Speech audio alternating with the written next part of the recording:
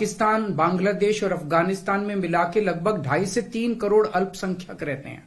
वहां बहुत गरीबी है, उनके पास रोजगार नहीं है। भारत में आना और भारत की नागरिकता मिलना उनके लिए तो बहुत बड़े सपने की तरह है। और अगर हमने भारत के दरवाजे खोल दिए, इतनी बड़ी संख्या में लोग आने वाले हैं जिसकी हम कल्पना भी नहीं कर सकते। इन 2.5-3 करोड़ लोगों में से अगर 1-1.5 करोड़ लोग भी आ गए तो कहां बसाया जाएगा उनको, क्या करेंगे उनका? ये मेरा प्रश्न था माननीय गृह मंत्री जी, जिसका जवाब आपने नहीं दिया।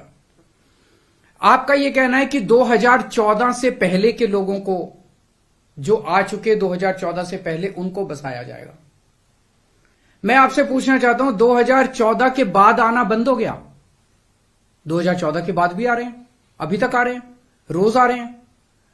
तो अभी तक 2000 जो इलीगल माइग्रेंट आते थे, जो घुसपैठिए हमारे देश के अंदर आते थे, वो डरते थे कि अगर आ गए तो हमें निकाल देंगे, हमें पकड़ लेंगे, हमें जेल में डाल देंगे। उन्हें डर रहता था क्योंकि वो इलीगल थे।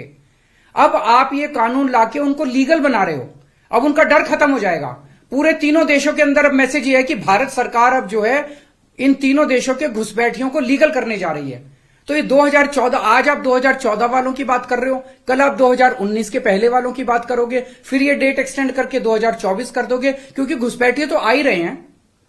आपने रोहिंग्यों की बात की, ये तो आप ही के टाइम में आए थे, ये तो 2014 के बाद आए हैं सारे रोहिंग्ये। कैसे आए ये? आपकी मिली भगत से आए कि आपकी नाकामी की वजह से आए? पूरे देश में कहां कहां आपने रोहिंग्यों को बसा रखा है? तो जो इतने एक तरह से दरवाजा जो खोल रहे हो, इनको जो लीगल बना रहे हो, ये देश के लिए बहुत खतरनाक है। और इतनी भारी संख्या में इसके बाद घुसपैठिए आने वाले हैं जिसकी हम कल्पना भी नहीं कर सकते।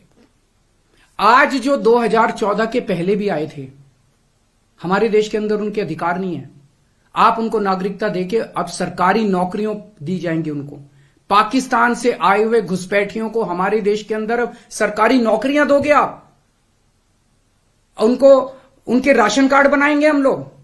आज दिल्ली के अंदर 72 लाख लोगों के राशन कार्ड हैं, वो कम पड़ते हैं। हम बार बार केंद्र सरकार को लिखते हैं, भाई हमारे दिल्ली के अंदर गरीब ज्यादा है, राशन कार्ड बढ़ाने की इजाजत दो। उनके राशन कार्ड बढ़ाने की इजाजत नहीं देते और पाकिस्तान से लाके उनके राशन कार्ड बनाओगे आप, पाकिस्तान और बांग्लादेश के लोगों का।